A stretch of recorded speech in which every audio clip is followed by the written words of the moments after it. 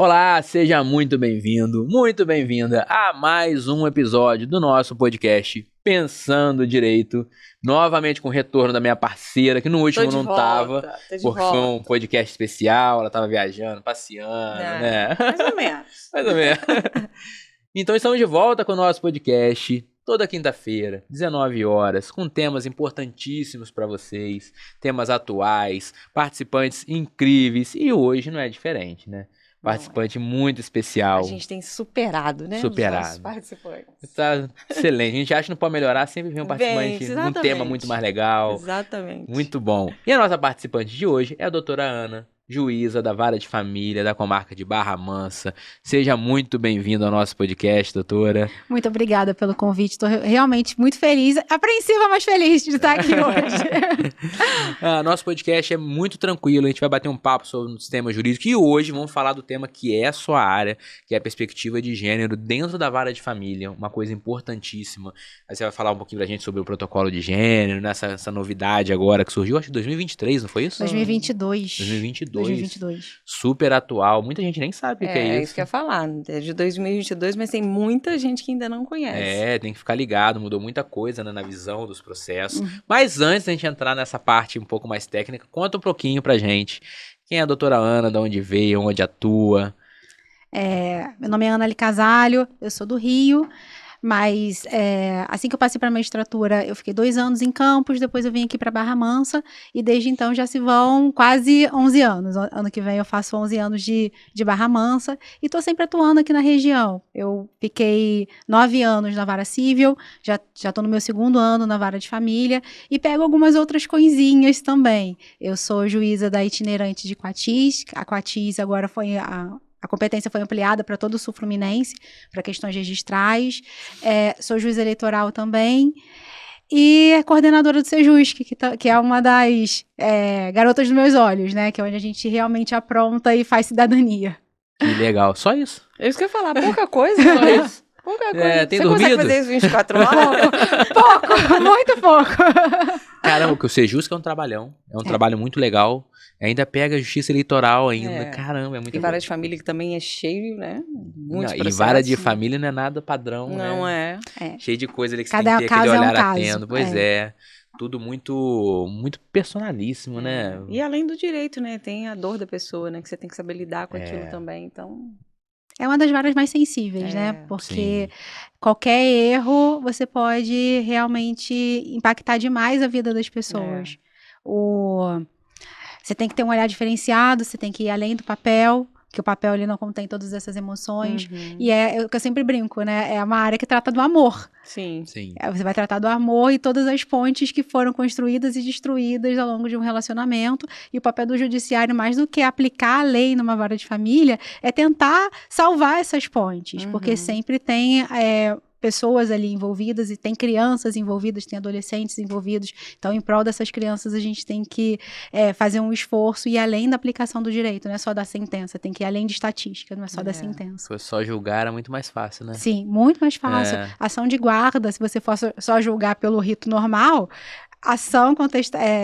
petição inicial, contestação, réplica, faz um estudo social qualquer e vamos sentenciar, né? Mas aí a gente pensa naquela questão até que é bem interessante do processo, como um procedimento mais complexo, né? Que você vai construindo, vai vendo como é que você vai implementar aquela decisão num dia no processo, depois marca uma outra audiência, vê o que está funcionando, não está funcionando, marca uma outra audiência, porque a ideia é que aquilo ali funcione, que faça diferença para a vida daquelas pessoas, e testando. Porque esse tipo de ações assim, o tempo é o melhor remédio, né? Porque as pessoas chegam muito magoadas, muito rancorosas, então, dependendo da ação, quanto mais você estender um pouquinho, os ânimos vão se acalmando e as pessoas conseguem visualizar até um bom acordo, né? Você tem que ter a sensibilidade de ver quando que você tem que dar tempo e quando que você tem que dar sentença. Porque às vezes você precisa dar uma sentença para aquele núcleo familiar seguir em paz. Se realmente colocar um ponto final e então acabou, foi isso que o juiz disse, então vamos tocar a partir da frente. E tem outros que você tem que realmente construir. Ter essa sensibilidade é muito difícil. E é bom quando o advogado tem essa visão também, né? Eu e a Dani, a gente atua na Vara de Família, né? E quando o advogado tem essa visão, ele ajuda, né? Eu tenho um processo recente agora com um menor adolescente, que eu fiz isso, assim, eu percebi aquela ansiedade da mãe de resolver, mas esse negócio vai mudar. Assim, vamos devagar, sabe? Vamos evoluir. No fim das contas, terminou tudo em consenso, tudo de forma conversada. Aquela ansiedade de resolver também, querer levar tudo a ferro e fogo, atrapalha as partes, atrapalha seu trabalho. Né? Sim, o advogado tem que lapidar a expectativa das partes, né? Já colocar ali as claras, que a parte pode conseguir, que não pode conseguir. É muito difícil, a gente ainda tem um perfil muito litigante dos advogados no Brasil, que não tem ainda essa ideia de que, não, eu tenho que ensinar para a parte aquilo que é certo, aquilo que ela realmente pode conseguir, que ela realmente não vai conseguir impedir o marido, o ex-marido, de ver a criança. Ele vai ter que ver a criança em determinado momento. A gente ainda tem muitos profissionais que vão para a guerra insistindo em teses que são furadas. E a parte está confiando nele. Ah, meu advogado falou que isso daqui é viável. Se meu advogado está falando, isso daqui é viável. Né? Então, o advogado tem que lapidar de acordo com aquilo que realmente acontece. Ensinar, ser tipo um psicólogo e um pedagogo, né? Para todo mundo. Tem que explicar que a importância da participação do pai, por exemplo, numa ação de guarda, numa partilha, que o cara, por mais que ele tenha comprado tudo na casa, se eles eram casados pela comunhão parcial, vai ter que dividir mesmo. Tem que realmente lapidar as expectativas da parte, para a parte poder ir preparada para o judiciário, ou até não ir para o judiciário, já resolver aquilo dali do lado de fora, que é o melhor dos mundos. Não precisar passar pelo poder judiciário, que é constrangedor para todo mundo, dá trabalho, é chato. Nós já vimos... saber filtrar também, né? Outro dia eu estava conversando sobre isso. Saber filtrar o que o cliente fala pra gente e o que a gente vai colocar na petição. Né? Porque senão a gente inflama ainda mais. Exatamente. E nós já falamos em outros podcasts que nós fizemos sobre direito de família, dessa cultura dos advogados que precisa mudar. Eu já vi advogado falar, sair da audiência, assim, naquele barraco tradicional da audiência de família, e o advogado falar, depois que o cliente foi embora, não, mas se eu não brigar, ele vai achar que eu não tô fazendo a minha parte. Mas só dá vontade de falar pra ele, a sua parte não é essa. Você sabe que essa semana uma cliente...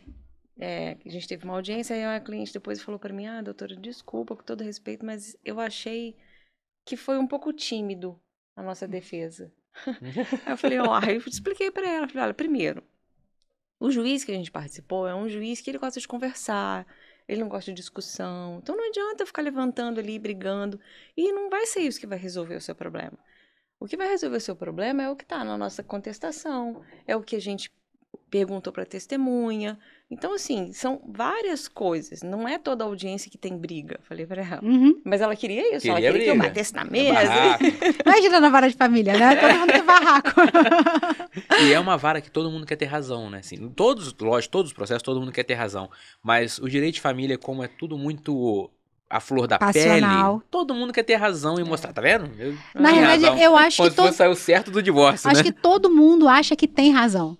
Sim. Porque ninguém entra num relacionamento para poder falhar, para aquilo dali acabar. Todo mundo age de uma maneira que, pelo menos, tem as suas justificativas. Sim. E acha que a outra pessoa tem que compreender todas aquelas justificativas. Né, compreender o término de um relacionamento. Por isso que cada vez mais eu vou me afastando de estudar a parte do direito para estudar a parte de psicologia, para poder entender o funcionamento daquelas dinâmicas. Eu sou totalmente apaixonada por esse tema que eu falei da vara de família, amor. É o meu foco atualmente, mas não só sob a perspectiva do direito, por mais que tenha muita coisa de direito, mas tentar entender como é que os relacionamentos se formam, como os relacionamentos terminam, como aquilo dá o amor com relação aos filhos, como esse amor pode se continuar depois que o casal se separa. Eu acho isso daí realmente muito legal. E até entender o comportamento também da pessoa, né? Sim. Ela tá se comportando assim por conta de, sei lá, algum trauma que ela passou, alguma dor que ela tá sentindo. Comportamento e falas, né? Muita coisa você pega na sala de audiências que você vê que é além do que tá ali no papel. Verdade. Isso daí é bem evidente, Verdade. Agora, conta um pouquinho pra gente o que é essa visão nova, né, do protocolo de gênero, da perspectiva de gênero, o que isso muda, né, na visão do Poder Judiciário, o que nós precisamos mudar enquanto advogados, que a gente precisa atualizar esse povo, porque hoje, a gente já conversou em outros episódios, Tem advogado que nem sabe a diferença da guarda compartilhada para guarda unilateral, acha que a guarda compartilhada tem que ficar metade do tempo cada um. Imagina o protocolo de gênero. Acho que você tem guarda compartilhada e não paga pensão. Não paga pensão? Imagina o protocolo de gênero.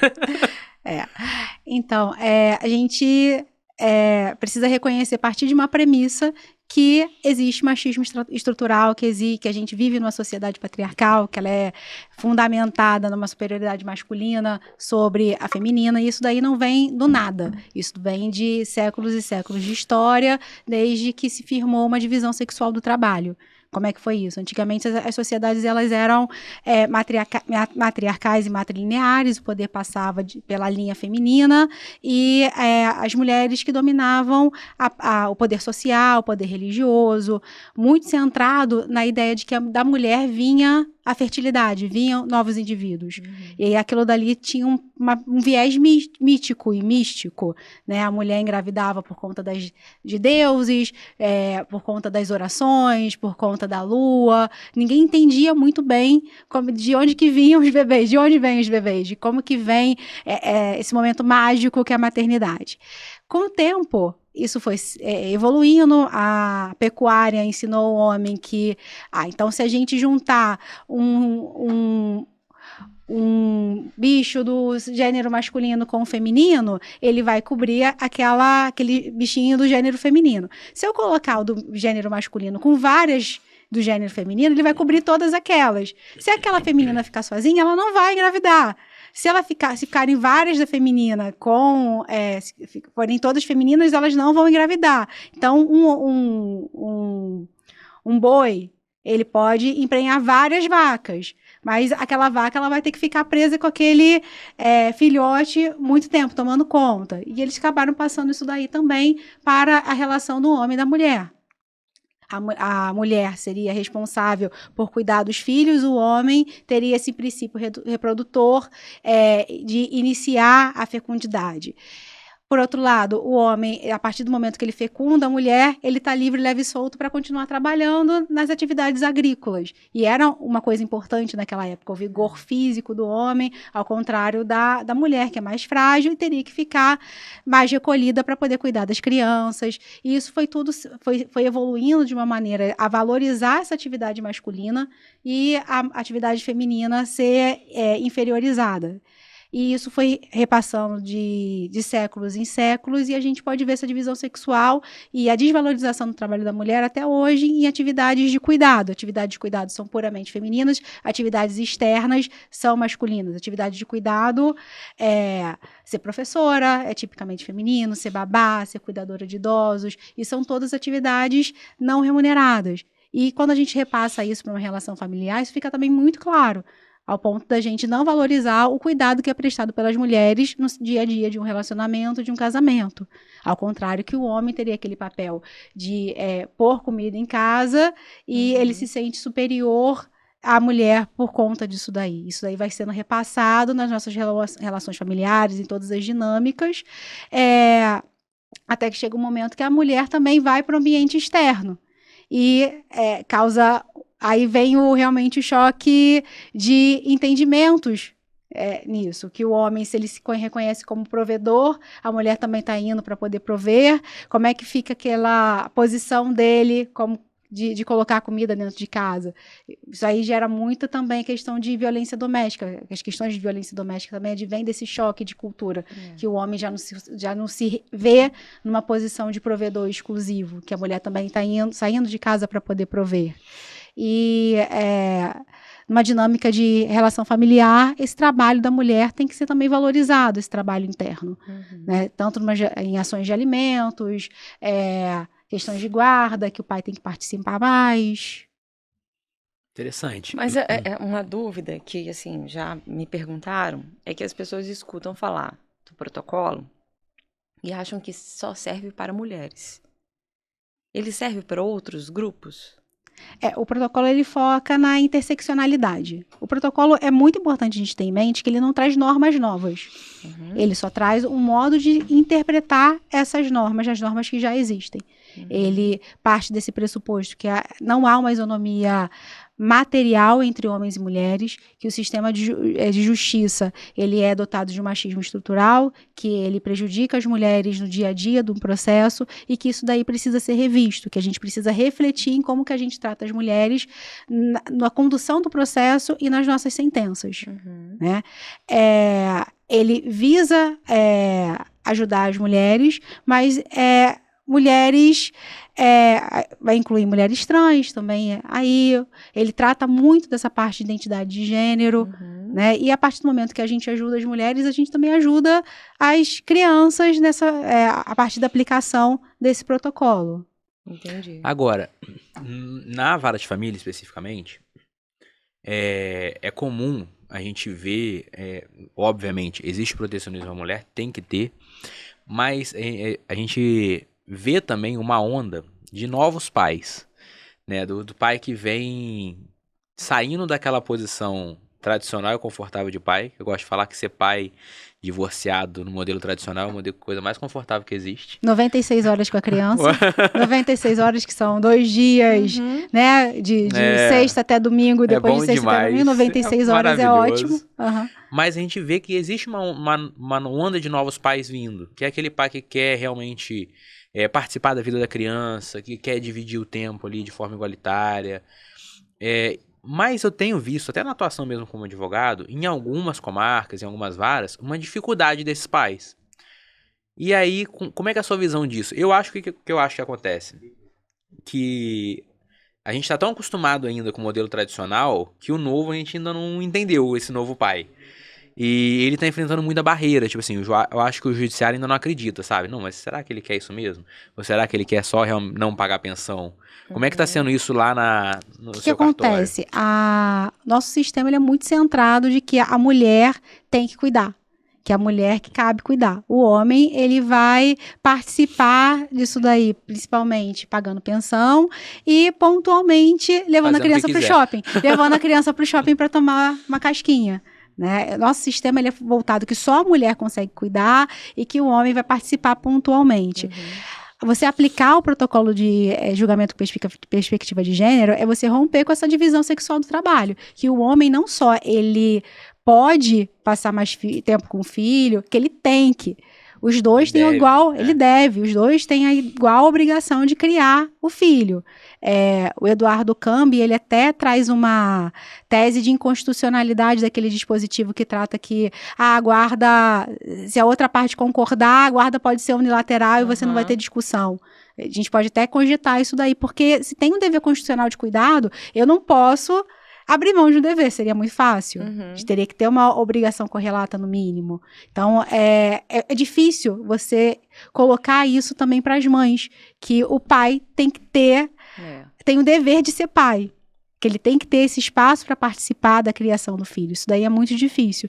E acredito que alguns juízes mais antigos também não consigam ainda absorver que é uma obrigação colocar aquele pai para poder ser pai. E a gente só consegue cuidar de qualquer coisa, de uma plantinha, de um cachorro, tendo contato com ele. Sim. O que eu tenho visto, né? É esse trabalho de todos os lados mesmo. A mãe, geralmente, ela quer brigar pro pai ficar um mínimo mesmo. E aí, quando o pai quer brigar para ficar mais, a resistência é muito grande. E eu já ouvi de juiz, depois que foi determinado o protocolo de gênero, falar, não, aqui mãe é que cuida, tipo assim, reforçando a cultura que é retrógrada, né? Não, aqui não, a mãe que cuida, então se a mãe quer ficar mais, o problema é seu. E uma outra coisa que eu vejo, a mãe resiste, mas quando a mãe aceita, a médio prazo ela percebe que aquilo é maravilhoso, porque assim, ela tem um tempo para ela tem um tempo para trabalhar, ela tem exatamente o mesmo tempo para correr atrás dos seus objetivos. É difícil ela aceitar isso no início, mas depois ela acha ótimo. É extremamente injusta a carga mental ficar toda centrada na mulher, né? E é difícil a mulher compreender que ela também pode ceder esse cuidado para o pai, que o pai ele tem que ser pai, ele tem que aprender a ser pai. Mas, obviamente, cuidar de um filho, a gente precisa de toda uma rede de apoio, além do pai. É necessário que o pai participe para poder a mãe fazer as coisinhas dela. Trabalhar, namorar, conseguir a vida. Por que só o homem que pode prosseguir com a vida depois do divórcio? Por que seria tão difícil a mãe se reconstruir a vida dela? Ela precisa desse tempo. E de novo, criar filho não é fácil. É necessário que haja parceria entre os pais. Eu acho que quando eles percebem que eles não podem ser adversários, que eles têm que ser parceiros, a relação muda completamente e essa criança tem um ambiente para crescer de maneira mais saudável. A gente vê muito quando há um ambiente belicoso entre os pais, de guerra entre os pais, que a criança, quando se torna adolescente, acaba usando aquilo ali a favor dela. Eu quero tal coisa, minha mãe não tá dando, então eu vou agora para casa do meu pai. Eu quero tal coisa, agora meu pai não admite isso, eu vou voltar para casa da minha mãe. E coloca a lenha na fogueira, se isso daí ainda tiver, os ânimos ainda estiverem em chamas, ele vai colocar gasolina nisso daí. Sim. E não é bom nem pro desenvolvimento dele, né? Não. É péssimo. Agora, isso que você falou é interessante, porque realmente a mãe quer que o pai pegue, mas pegue o mínimo, porque quando o pai vem com uma proposta de pagar mais, ela acha que ele tá usando isso como vingança. Sim. Nela. Ele tá querendo ficar com meu filho de vingança. Na verdade, ele não quer ficar nada com meu filho. É muito interessante ver isso, né? Sem contar o medo. Eu vejo que tem muita mãe que tem medo de deixar o pai ser pai. Sim. Né? Isso é verdade. Aí fala que, mas ele não sabe dar banho. Ele vai ter que aprender. Nunca vai saber se não fizer. Porque a minha criança tem algumas restrições alimentares, tá? A senhora vai passar para ele tudo que ele pode e que não pode comer e ele vai ter que seguir essas restrições alimentares. Porque eu mandei e voltou sem tomar um banho. A senhora vai falar com ele que ele tem que dar banho. Às vezes a gente vai ter que falar o óbvio, vai ser cansativo, mas ele vai ter que aprender a ser o pai. Isso daí é muito frequente. A cultura é tão fixa ainda na nossa atuação e no judiciário, que é interessante o que você falou da guarda, né? Hoje a guarda é compartilhada, mas se o pai abrir mão, tudo bem. Agora, se a mãe abrir mão, não tá tudo bem, né? Para o mundo, né? Se a mãe falar, eu quero abrir mão da guarda, para o mundo, não. Como assim? Eu peguei um caso há uns 2 meses. As duas partes estavam com defensoria pública, o autor tinha sido um pai de uma criança neurodivergente. Ele chegou lá esgotado. Ele estava encostado pelo INSS, recebendo auxílio-doença, por problema na coluna, e ele tinha de ficar andando com o filho de cima para baixo para poder levar naquelas diversas terapias. Por sorte, ainda tinha um plano de saúde, mas já estava sendo noticiado algum problema com o plano de saúde para poder fazer essas terapias, e ele, mesmo com problema de coluna, ia para todas essas terapias. A mãe, do outro lado, estava trabalhando em home office, tinha flexibilidade, estava no polo passivo de uma ação de alimentos, e ele falava, além de... o problema nunca é o dinheiro só, né? Numa ação de alimentos, o problema nunca é dinheiro só. Ele exigindo um pouco mais de participação, já que ela tinha essa flexibilidade. E ela, não posso. Por mais que trabalhasse em home office e tal. Aí eu lembro da promotora exaltada, da defensora, poxa, tadinho dele, que não sei o que lá. Mas se você trocasse os gêneros... Tá, tudo bem. Era um caso normal. Era um caso de mãe cansada. Esse daí era um caso puramente de pai cansado, que a gente fica com uma pena absurda dele. Mas se fosse uma mãe naquele lugar, é o normal. Realmente a mãe tem que... A gente tem que ser compreensivo e tal. Mas era uma mãe qualquer. O caso dele... A mãe tem obrigação. Tem obrigação. O caso dele, não, porque o pai não costuma fazer isso. Porque é mais difícil para homem cuidar, né? É mais difícil para homem cuidar. E escutar isso de um defensor e de um promotor que está participando daí, que deveria ter esse conhecimento de tratar dessa sensibilidade do gênero, né? E de não falar isso daí, é bem interessante. Torna tudo bem interessante. Mas o conhecimento, eu acho que tem. Mas é tão enraizado na gente. É estrutural. E isso é de todo mundo. É do defensor, do promotor, do magistrado, muitas vezes, do advogado e da parte. As partes, quando entram no processo, ela entra pra brigar, ela entra pra usar a pensão, ela entra pra usar a visitação, né, usar a convivência, ela entra pra isso. Então é uma mudança de cultura, né? Agora, como? É difícil, exato. Como é que a gente vai mudar isso, né? Não é a curto prazo. Né? Mas é por isso que é importante a gente ter canais assim de informação. Sim. Né? Como o nosso podcast, como palestras que a gente tem, para as pessoas já irem internalizando que as coisas mudaram, que não é assim mais, né? E é o que você falou, tá vindo uma geração aí de pais que são pais diferenciados. Sim. Não é o que a gente tem de pai mais antigo, né? Mas não adianta ter essa geração se a gente não tem o judiciário com esse olhar sensível. A ideia do protocolo é trazer essas reflexões. Como eu disse, ele não traz novas normas. Ele traz coisas para a gente poder repensar o nosso dia a dia. De orientações mais fixas, são poucas. Para a parte de família, ele fala que nos processos envolvendo alienação parental, se tiver uma ação de guarda, você tem que analisar em conjunto, porque aquela tese de alienação parental pode ser só um subterfúgio para o pai... pode ser só um subterfúgio para o pai conseguir afastar a mãe e talvez até com reflexo na pensão. Ele fala da valorização da mãe para a questão de alimentos, questão de apropriação indébita da pensão. São pouquíssimas coisas que ele traz, mas a gente sabe que aquilo ali tem reflexos muito maiores. Tem reflexo na ação de alimentos, para você valorizar o cuidado da mãe, que você não pode colocar numa tabelinha... os gastos fixos e dividir simplesmente por 2, porque você não está colocando ali na ponta do lápis a carga mental da mãe, que é ficar acordada de noite, marcar médico, saber qual remédio que dá. Né? Eu tenho uma amiga que ela fala que o marido dela é um super pai. Paizão mesmo, chega super junto, mas teve um dia que ela saiu de casa apressada e a filha não tomou um determinado remédio. Aí ele ligou para ela, qual é o remédio que a criança tem que tomar? Ele é um super pai, mas ele não sabe qual é o remédio de manhã. Ela...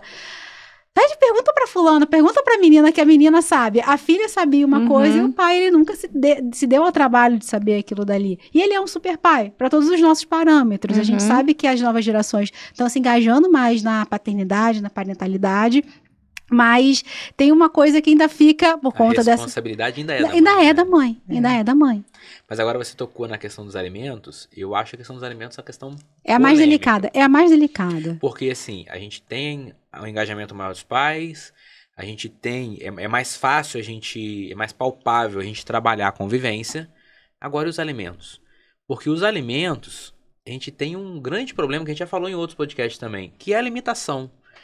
Tipo... Até quando que a gente vai... Até onde a gente pode chegar nos alimentos? Porque a gente precisa compensar essa mãe, precisa compensar essa criança, precisa pagar os gastos, mas a gente tem uma limitação de até onde pode ir com os alimentos para o pai. E geralmente essa limitação esbarra nos 30%. E aí vai tudo por água abaixo, né? É o grande problema. Eu ainda não consegui pensar numa outra fórmula. Infelizmente, hoje, quando uma ação de alimentos... As perguntas que a gente faz para o pai sobre a capacidade financeira dele pesam muito mais do que a necessidade da criança. Isso daí é erradíssimo. Pesa mesmo. Isso é erradíssimo. Quando a gente chega numa sala de audiência para tentar um acordo, quanto que o senhor ganha? Quantos filhos que o senhor tem? Então normalmente é 20%, 25%. Tá bom para a senhora? Não tá bom para a senhora. Mas, desculpa, minha senhora, não tem muito que a gente possa fazer. Pois é, isso é complicadíssimo. E é erradíssimo. Eu tenho convicção que se fosse polos diferentes, se fosse uma tradição do homem receber alimentos, a gente já teria pensado alguma coisa diferente. Com certeza. Dentro de uma sociedade patriarcal que a gente vive, se fosse o homem que recebesse alimentos, a gente teria uma fórmula mais flexível que atendesse mais a necessidade financeira daquela criança. Com certeza. Mas também tem aquela questão assim, né, doutora? Tem processos que a gente consegue provar muito bem quanto esse pai ganha, consegue provar muito bem quanto que essa criança precisa, e você escuta aí, sei lá, um promotor falando que, mas o usual aqui é dar tanto. O usual não existe, cabe na vara de família. Não, então cabe. Assim, rasga então a necessidade e a possibilidade, porque se você não está usando ela como parâmetro para ter essa proporção... E assim, eu vejo muito, o cliente ele chega, é o mesmo discurso. É incrível. Eu acho que todo mundo passa num lugar, pega o texto e chega no escritório. Eu sou um pai maravilhoso. Eu sou um ótimo pai, eu quero ficar o máximo com meu filho. Assim, é tudo pelo meu filho. Mas assim, a minha renda comprovada é isso aqui. E assim, é máximo 20%, 30% disso, né? A primeira pergunta que eu faço pro meu cliente. Quando você estava convivendo com seu filho e com a sua ex-esposa, você gastava só 20%? Você gastava só 30%? É isso que ele precisa? Quem pagava as coisas? Era tudo você ou a mãe rachava? Porque assim, aqui no meu escritório, a gente vai fazer daqui pra frente o que era. A necessidade do seu filho não mudou, sua vida mudou, seu filho não. É a mesma coisa. Aí, no primeiro momento, muitos ficam impactados, alguns vão embora, e os que realmente mudaram e são bons pais ficam ali. O que é realmente injusto é que, por outro lado, a mulher, ela tá dando os pulos dela. Sim. Pra poder ela tá se virando. Ela tá se virando. Não interessa o que aconteceu com o pai ou com ela tem que se virar, que ela tá com a criança. É isso daí que é realmente um absurdo, e é onde eu peço para quem tá aí de casa para poder dar uma solução, porque a gente ainda fica muito fixado na renda do pai, não nas necessidades da criança. Sim. E muito menos na necessidade global daquele núcleo familiar de atender também essa carga mental da mãe. Sim. Exatamente. A gente não consegue atender o material, a metade material. Quem dirá atender essa carga mental. O que eu tenho feito, o que eu tenho visto, é pelo menos aumentar um pouco os alimentos, o percentual dos alimentos, nos casos em que o pai realmente não participa em nada da vida da criança. Pais de investigação de paternidade, que a gente sabe que nunca que vai ter, não estou dizendo que todo caso de investigação de paternidade é assim, não, mas tem vários casos de investigação de paternidade que é notório que aquele pai não vai procurar aquela criança de maneira nenhuma, não vai participar. Aí eu tenho aumentado um pouco o percentual de alimentos. Pais que moram em outro estado, que realmente nem naquele final de semana vai pagar aquela casquinha para a criança. Eu tenho aumentado um pouquinho os alimentos. Mas é pífio comparado com a necessidade da criança e associada a essa carga mental. Não compensa essa carga mental. Não dá para pagar uma babá de segunda a sexta pra mãe ficar menos sobrecarregada. Na teoria é lindo, mas na prática, pelo menos da minha vara de família em Barra Mansa, e acredito em Volta Redonda, talvez no processo envolvendo Neymar a gente consiga considerar isso daí de uma maneira mais contundente, mas na nossa prática de pessoas mais humildes, a gente não consegue considerar. Aí a gente vê o pai comprometendo o máximo da renda dele, 40%, e assim, fica naquele chororô, nossa, 40% da minha renda, no máximo, sim, que eu já vi, e a mãe comprometendo 100%, porque assim, a mãe não tem dinheiro pra nada. Esses dias eu ouvi de uma promotora falando que o pai trabalha uma vez na semana, a mãe faz plantão 4 vezes na semana, ela ganha R$900 a mais que o pai. E aí a promotora falando, chegou esse momento, né, de definir o percentual, não dava, estava muito aquém do que a gente conseguiu comprovar da necessidade. A promotora falou que a mãe tinha que trabalhar mais. Como assim, doutora? Não dá. Não, como esse daí ainda é o mais tranquilo, né? Mas voltando, sempre falando do protocolo, a gente via... antes das audiências serem gravadas, frases muito piores, né? Imagina. Escolheu mal, a senhora escolheu na hora de transar, por que não usou camisinha? É o pai que a senhora escolheu pro seu filho. Aí vem realmente o protocolo e as câmeras. Tá achando que ter filho é fácil. O protocolo pra falar, juiz, você não pode violentar a mamãe ali na sala de audiência, tem que respeitar, você não pode falar esse tipo de coisa. E as câmeras, que ao longo da pandemia expuseram coisas muito ruins feitas por colegas meus, demonstrando violência institucional contra a mulher. Nossa, a gente precisa fazer um trabalho. E aí vem uma responsabilidade também pra gente aqui, né? Sim. Porque enquanto academia, né, a gente tem uma responsabilidade com os nossos alunos, uma responsabilidade com a sociedade, com a comunidade muito grande de mudar isso. Sim. De instruir as pessoas, né? É o que a gente vem fazendo com todos os nossos projetos. Porque é só mudança de cultura. Não tem um caminho. Agora, a questão da pensão, a gente tem que achar uma solução, né? Tem que ter um meio do caminho pra gente fazer o pai correr atrás igual a mãe corre também. E é muito difícil, muito difícil mesmo. A gente vai aumentando, aí o tribunal depois diminui esse percentual, a gente impõe, eu acho um absurdo a gente não considerar metade de medicamento, por exemplo. Mas por outro lado, se você for impondo essas obrigações de ficar rateando, você aumenta a briga entre o casal. Aumenta esse contato e aumenta a briga. Mas por outro lado, quando eu tava casado? Mas ninguém lembra quando estava casado. Eu já fiz uma vez essa pergunta pro meu réu e ele falou, não, mas quando estava casado era maravilhoso, mas agora ela me traiu, que não sei... Aí começa a historinha toda. Exaltou tudo. Porque ninguém lembra que pra criança, sob o ponto de vista da criança, deveria ser a mesma coisa, eles juntos ou separados. Sim, né? Não, eu tô dizendo no ponto de vista do próprio tribunal mesmo. Se quando eu estava casado, estava dando certo você pagar mais do que 30, 40, por que agora não pode continuar? Né? Aí ele vai, porque agora eu tenho que pagar aluguel, que antes eu não pagava, agora eu tenho que fazer isso. Aí, agora, quando acontece... E agora vem os outros filhos, né? Aí vem os outros filhos, desculpa te cortar. Quando acontece um crime de violência doméstica, ou um indício, ou uma denúncia, o o acusado ele tem que participar de uma palestrinha, né? Da palestra, uma instrução, né? E talvez se ele fosse uma solução. Todo mundo tá divorciando, tem que participar de uma instrução, sabe? De uma sessão no tribunal, onde vários encontros para entender.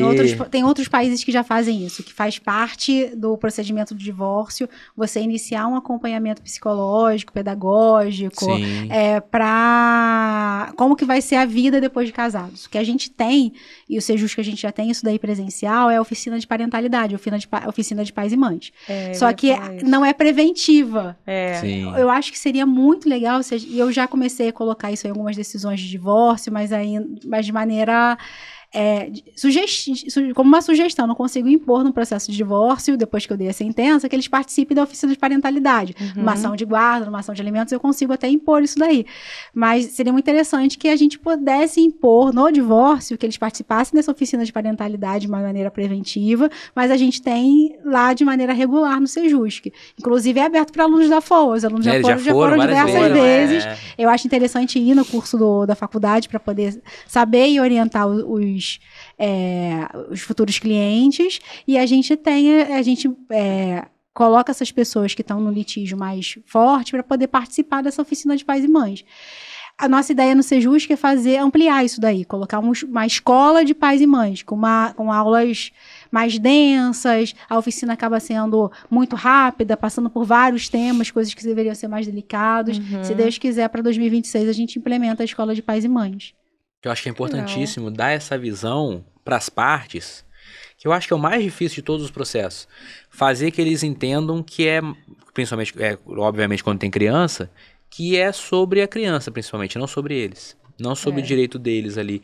Eu acho que isso que faz desandar muitos processos. Todo mundo tá brigando pelos seus direitos, a criança ali no meio, né? Então, assim, se tivesse um olhar das partes na guarda, o que é melhor para a criança, nos alimentos, o que é melhor para a criança, e não o que eu tenho razão, o que o outro tem razão, acho que melhoraria 50%. E é uma coisa geracional, né? Porque aquela mãe, ela já passou por isso no relacionamento dos pais, que ela estava muito envolvida. Normalmente isso daí é geracional. A gente não tem... Verdade. Essas pessoas não foram poupadas dos términos dos relacionamentos, das brigas dos relacionamentos anteriores. Para eles isso daí é normal. É normal você desmoralizar o pai na frente da criança, é normal você trazer questões da pensão na frente da criança, usar a criança como meio do caminho quando os dois estão brigados. Fala pro seu pai isso. O tanto de parte que eu tenho que advertir, não, a criança não pode fazer isso. Mas eu não quero papo com ele. Coloca uma outra pessoa. Mas o ideal é que vocês tenham um diálogo, um mínimo de diálogo. Tem até aplicativos no celular para isso, né? Que vocês conseguem estabelecer o calendário de guarda ali, mensagens básicas. Não precisa falar como é que tá o dia, o que você tá... Passou bem. Não precisa falar nada daquilo, mas vocês precisam estabelecer um mínimo de diálogo em prol daquela criança. Mas, de maneira nenhuma, usar a criança como menino de recados. Não pode ser isso. Não pode ficar envolvido. Não pode saber se o pai tá pagando ou não a pensão, se a pensão é suficiente ou não. Isso aí tem que ser trazido pro judiciário, mas não para a criança. Aí eu vou te dar uma ideia, mas talvez seja uma dica para implementar na oficina de parentalidade. Porque a gente fala, somos professores, né? A gente passa por um desafio de instruir as pessoas. Mas instruir a pessoa que não quer ser instruída é complicado. Porque às vezes a pessoa vai, mas ela não tá nem aí, ela não quer ouvir. Mas quando a gente impacta a pessoa, é diferente. Talvez se tivesse, além da instrução de você não pode fazer, se tivesse na oficina algo direcionado a alguém que passou por isso, o impacto que ela teve na vida dela, talvez tu chamasse a atenção. Tipo, uma criança que hoje é adulta e falasse, não, aconteceu isso comigo e passei por isso e tem esse reflexo na minha vida. A oficina tem videozinhos. Um dos vídeos é bastante impactante nesse sentido. De pessoa que sofreu alienação parental, de uma jovem, né, que sofreu alienação parental, do tanto que aquele processo demorou para poder ela voltar a ter contato com o pai. Aí depois, com muita terapia, que ela conseguiu perceber que as ações da mãe realmente que estavam provocando aquele afastamento, que não era um afastamento pelo pai, e que ela precisou reconstruir o amor pelo pai, que é a pior coisa do mundo, a pior situação do mundo. As ações de alienação parental, elas são impactantes, são difíceis, porque a criança realmente acredita que o pai ou a mãe que está que tá envolvido não a ama, não quer nada com ela, que aquela pessoa vai fazer mal para ela. Ela realmente tem aquilo no íntimo. E passar tempo com aquele pai que foi alienado causa dor naquela criança. Esse que é o grande problema da alienação parental. Nossa, e é uma dificuldade, né, para o judiciário, uma dificuldade nossa na alienação parental, porque tudo acontece no ambiente familiar, né? Como é que você vai provar, né? Isso? Isso é complicadíssimo. Eu tô com um processo recente, que o processo ele é engraçado de tão absurdo. Porque, assim, o estudo multiprofissional mostra que a vida na casa da mãe é incrível. E a criança relata que é um inferno. E é louco, porque, assim... Quando acontece o estudo multiprofissional, a criança está com a mãe, e a criança tem uma visão ali, sabe, com a mãe. Pra proteger e tem a mãe, uma pressão. lealdade. E aí quando ela sai, encontra com o pai, e tem relatos em rede social, que eles fazem, eles conversam, é uma outra, parece que são dois mundos completamente diferentes. E aí, aonde está a verdade? Porque assim, não dá pra você saber também aonde está a verdade. Isso é muito difícil, né, na proteção dessa criança e na nossa atuação. E é o que você falou. Gera essa marca para sempre. A criança, como ela é muito inocente e o seu raciocínio, né, o seu desenvolvimento neurológico ainda não está completo, ela não sabe também o que é verdade e o que é mentira. Ela não consegue diferenciar, né? Por outro lado, também a gente precisa de um estudo muito bem feito, né? Sim. Porque, assim, eles têm a expertise de saber, isso aqui não é verdade. Isso aqui é uma invenção da criança, isso aqui é uma imaginação dela. A gente não tem essa expertise para saber. Só que a gente esbarra num relatório completamente amplo. E a gente tem o problema da demanda também. Né? Sim. Porque o relatório é urgente, mas a demanda é alta. Então... Não, e tem casos extremamente urgentes. A equipe técnica que faz essa análise nesse processo de guarda é a mesma que está fazendo a análise de criança que foi abandonada pelos pais, qual o perfil para adoção, se ela tem que retornar para aquela mãe, é a mesma da infância. É um volume de trabalho absurdo. É um volume de trabalho absurdo. Para poucos funcionários, né? E deveria ser um trabalho de muito cuidado que o servidor tivesse aquele tempo de ir lá em loco, fazer uma visita com tempo, fazer mais de uma visita. Mas a gente não tem essa estrutura. Não tem. O ideal é que os casos um pouco mais simples, o IBDFAN ele está trazendo essa novidade de que os casos mais simples, que seria só de um acompanhamento mesmo daquela família, da implementação de novas rotinas de convivência, que eles se dirijam para coordenadores parentais, que seria tipo o coordenador, o SOI das nossas escolas, sabe? Que vai acompanhar periodicamente aqueles planos de cumprimento, que a gente acaba soberbando a equipe técnica do juízo com isso. Tá, eu dei essa decisão, mas será que 2 vezes na semana é suficiente para aquele pai, para aquela criança? Todas aquelas decisões que eu falei que são construídas ao longo do processo, por isso que a gente precisa ter tempo, iriam para esses coordenadores parentais, e a gente deixaria a equipe técnica, psicólogo e o assistente social para casos um pouco mais delicados. Alienação parental, os casos de família, de infância. Que fazendo esse acompanhamento, ele ia trazer um fato mais real, né? Para você sentenciar depois. Você poder também separar aquilo que é atribuição do pai, aquilo que é atribuição da mãe, e ter aquilo dali com um acompanhamento um pouco mais direto. Facilitando essa organização familiar mesmo. Que, de novo, geralmente na família as pessoas não erram porque querem, elas não erram por má vontade, elas erram porque tem muita coisa envolvida e acaba passando por cima. Às vezes uma pessoa mais dedicada, olhando aqueles problemas de uma maneira mais pontual, mais isolada, talvez ajude aquele núcleo familiar. Mas de fato, falta servidor no tribunal, a gente não consegue perícias que deveriam ser mais densas, infelizmente não. E assim, a gente também está falando de uma realidade aqui, de um ideal, que ainda é um ideal de processos que a gente acaba vendo que é uma minoria do judiciário, né? Sim. Porque a maioria continua naquele volume gigantesco de processos tradicionais, de pais tradicionais, de brigas tradicionais. Então, graças a Deus. Graças a Deus que a grande maioria são casos simples, mesmo quando envolve guarda. Eu brinco, teve acho que foi semana passada, a discussão que eles não conseguiam chegar em acordo era sobre qual colégio que ia colocar a criança.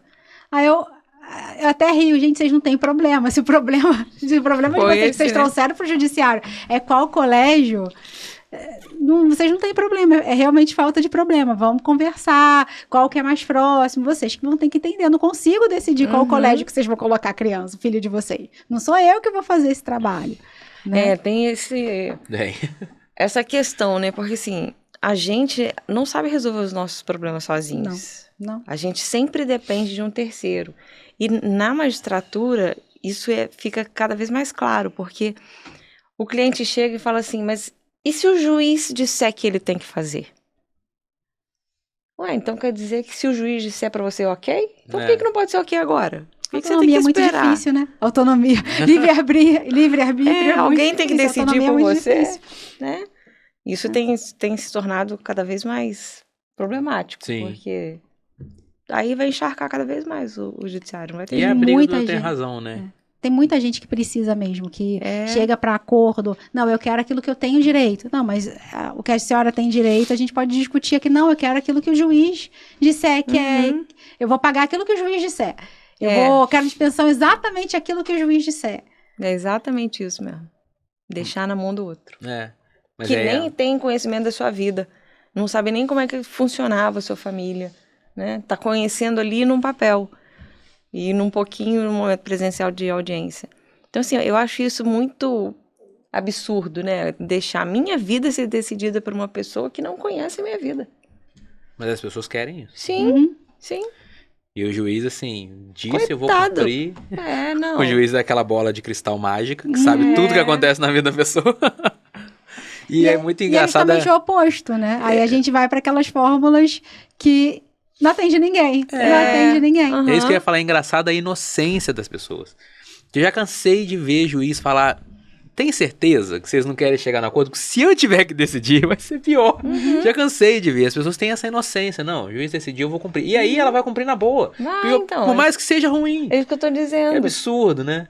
Mas aí faz aonde eu acho que pode entrar, que vai fazer grande diferença, a atuação do advogado bem orientado. Se conseguir desmistificar isso no escritório ali, e não litigar e resolver isso no acordo, vai ser muito melhor. Quando a gente também continuar com advogados que vão lá brigar por causa do qual colégio que vai botar a criança. O advogado é o primeiro juiz da causa, né? E ele pode colocar água ou gasolina naquela relação. Exatamente. Ele tem que realmente prezar por abafar aquele fogo, tentar, como eu falei desde o início, lapidar as expectativas da parte com relação ao processo. Saber até onde que é possível ir, aonde que é possível brigar. Casos que não é tão... É até possível levar no final, mas talvez não vale a pena o desgaste.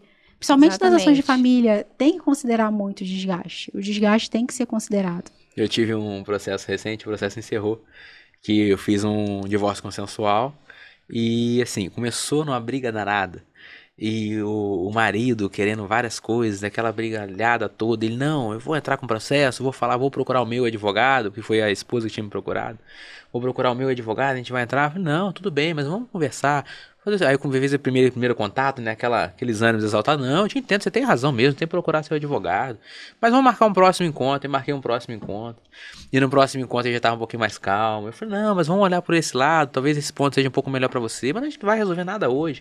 Vamos marcar um próximo encontro. Chegou no fim do processo, eu fiz o divórcio consensual. Aí ele falou comigo, doutor, o senhor é muito bom de fala. Eu falei, não, eu não sou bom de fala, eu achei o melhor pra vocês. Eu evitei um grande problema pra vocês. Não, e advogado é fundamental. Na semana passada eu consegui um acordo também. Começou o divórcio consensual, no meio do caminho virou o divórcio litigioso e terminou saindo acordo, graças a Deus. E eram coisas básicas na hora da audiência que eu consegui fazer, tipo... Imóvel tal, quanto que a senhora acha que vale? Ah, tem um papel aqui que diz que vale 100. Quanto que o senhor acha que vale? Ah, eu acho que vale 70. Só para título de acordo, para a gente acabar isso daqui, será que a gente não pode fazer 100 mais 70 e dividir por 2? Pode. Coisa básica. É o básico de conciliação, gente, que é chegar no meio do caminho. E às vezes os advogados não estavam conseguindo passar a importância disso para os clientes e precisou de um juiz fazer isso, que já tinha passado por diversas mediações, né? Aquela coisa que a gente estava falando, da necessidade do juiz dizer aquilo que é certo. Nem que seja, vamos pelo meio do caminho para poder sair um acordo? Legal. Eu acho isso. Eu acho que todo advogado, ele tinha que saber as técnicas de mediação e aplicar antes de propor a ação. Sim. Porque é impressionante quando a gente faz isso, como a gente tem êxito em só homologar, ser sempre consensual. E a gente está trabalhando. E tirar esse pensamento, e aí isso é culpa nossa, da nossa classe, de que se a gente não litigar, O cliente não acredita que a gente está trabalhando. Tem muito advogado. Acho que também tem alguma questão de honorários, né? Mas aí você vai ter que valorizar o seu honorário no contrato. Exatamente. Não ficar só pensando hoje eu não no faço sucumbencial. discriminação de honorário, sabe? Hoje o meu processo é um valor. Se terminar em acordo, se terminar em litígio, é um valor. Porque tinha aquela cultura, né? 16 mil processos de divórcio, mas se no acordo 2. Aí ninguém quer fazer acordo. Mas por quê? Porque a gente tenta esse acordo antes de propoção. Então, a gente está trabalhando, então a gente vai receber por isso. Por isso que a gente tem um preço só, seja consensual ou litigioso. Esse processo meu que terminou no acordo foi 1 ano de trabalho. Então, mas se a gente não mudar essa cultura da nossa classe, dificilmente a gente vai querer participar de audiência de sessão de mediação, dificilmente a gente vai propor alguma coisa numa conciliação. Por quê? Porque a gente vai querer ir para EJ logo. Né? Vamos lá fazer barraco. Vou mostrar que a gente está brigando. Mostrar que eu tô trabalhando. A gente está trabalhando. Doutora, foi incrível estar aqui com você, participando desse podcast. Eu tenho certeza que você pode vir aqui muito mais vezes, trazer outros temas. É muito legal ter você aqui trazendo a prática, né? Trazendo a visão do judiciário para os nossos alunos. E esse é o nosso objetivo. Mostrar cada vez mais pontos de vista diferentes. E no final a gente achar uma solução ou trazer uma provocação. Ou não, trazer uma provocação para que motive aí discussões. Foi muito bom. Muito obrigado. Mas eu não posso deixar você ir embora antes de um tradicional recado que tem todo final de podcast. Então, aquela câmera é sua, dê um recado para quem está ouvindo a gente, um recadinho especial. Alunos da FOA, estudem. É muito importante esse momento que vocês estão passando aqui na faculdade. Tirem o máximo que vocês puderem dos seus professores, mas também não repitam simplesmente aquilo que está sendo dito para vocês. Reflitam naquilo, reflitam como que aquilo ali se aplica no dia a dia, na prática de vocês, e vocês vão lidar com pessoas iguais a vocês. Então, reflitam como aquelas normas, como aquelas lições se aplicam a vocês para vocês poderem tratar também os seus clientes. É isso. Maravilhoso. E é isso. Cada semana podia vir falar de um assunto. Né? Acho justo. Tá com pouca coisa lá no gabinete, pouco processo, mais justiça eleitoral, mais justo. Vamos arrumar mais uma ela não trabalha quase que em lugar nenhum. Vou botar um dia fixo aqui. É isso, esse foi mais um episódio do nosso podcast Pensando Direito. Mas as pessoas não podem esquecer que tem que compartilhar, seguir o nosso canal e mandar dica pra gente de temas que vocês querem ouvir ou indicar participantes aqui pra gente. Né? Manda lá no e-mail direito@foa.org.br, que a gente vai responder todo mundo e manda sua dica de participante, dica de tema. E toda quinta-feira estaremos aqui às 19 horas trazendo novidade jurídica, temas importantes, prática jurídica, tudo que você precisa para ser um excelente profissional de direito ou para se orientar sobre os seus direitos. Exatamente. Até o próximo.